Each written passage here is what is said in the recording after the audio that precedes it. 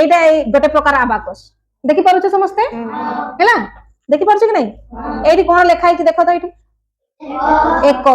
নাই 10 তারপরে এপটে দেখো 10 10 তারপরে কোন লেখা হইছি 100 দেখি পারুছ তারপরে 1000 1000 তারপরে কোন আছে অয়ুত অয়ুত স্থান পর্যন্ত আছে কিন্তু তোমার ক্লাসে 1000 পর্যন্ত পড়িবার আছে হেলা তো দেখো মই এটি ওড়িয়া রে বি লিখি দেইছি তোমাকে এটি অঙ্করে লেখা হইছি এটি অক্ষরে লেখা হইছি দেখো একক দশক শতক তারপরে হাজার মানে আজি অঙ্ক মানকৰ স্থানীয় মান সহিত আমি তাকু সংখ্যাটাকু কোন পঢ়িবা হেলা অঙ্কটাকু কোন কহନ୍ତି 4 হেলা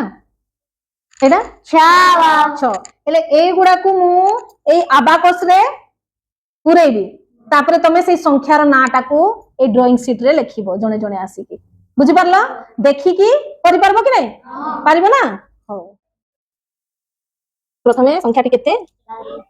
আসিকি জনে দেখি